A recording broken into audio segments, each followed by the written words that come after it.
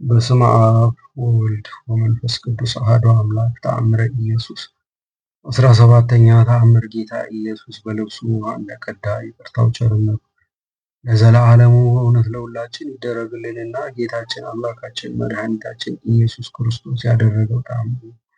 ጌታ ኢየሱስ የ7 ዓመት ልጅ በነበረበት ጊዜ አምላክን የወለደች በድንጋሌ ሥጋ በድንጋሌ ነፍስ የጸናች ክብርት እመቤታችን ውሃ ይቀዳ ዘንድ ላከችውና በጎዳና ሲጋፉ የውሃው ገንቦ ተሰበረ።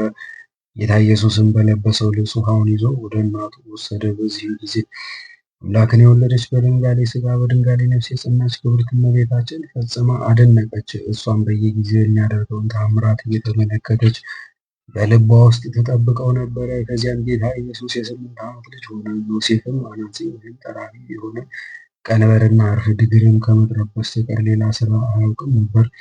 አስቀድሞ የሰራለት አንድ ሰው ድግሩ አጥሮበት ይዞ መጣ። ጌታ ኢየሱስም አባቱን አባት ሆይ ያጠረውን አሳየኝ አለው እና ጌታ ኢየሱስም የጥረቱን መጠን ለክቶ ያን ያጠረ ድግር ቁመት ጨምሮ አስተካክሎ ልክ አድርጎ አባቱን በዚህ አይነት እሰራለህ ዘንድ ትፈቅዳለህን? አለው። ዮሴፍም ይህ ልጅ ብልህና አዋቂ መሆኑን በተመለከተ ጊዜ በከንቱ መቦዘን የለበትም በማለት ይማር ዘንድ ጌታ ኢየሱስን ከመምህር ዘንድ ወሰደውና መምህሩም አሌፍ ዳግመኛም ቤጣ በል አለው።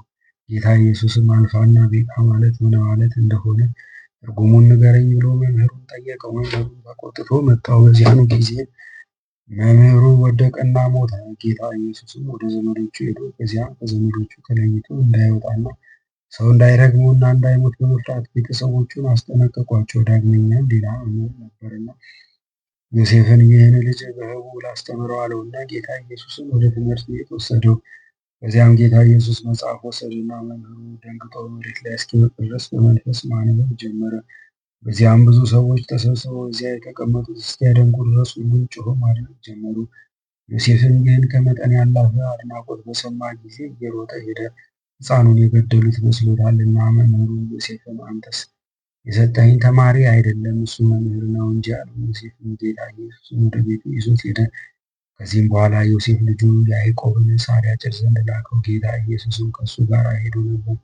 ያዕቆብንም እጁን እባብ ነከሰው፣ እጁም ተደበለበለና እንደ ድንጋይ ደረቀ። ከዚያም ጌታ ኢየሱስ ሌላ ምንም አይነት መድኃኒት ሳያደርግ በተነከሰው እጁ ላይ ብቻ አፋለበትና ፈጥኖ አዳነው። እባቡም በዚያኑ ጊዜ ሞተ። ይቅርታው ቸርነቱ ለዘላለሙ በእውነት ለሁላችን ይደረግልን፣ አሜን።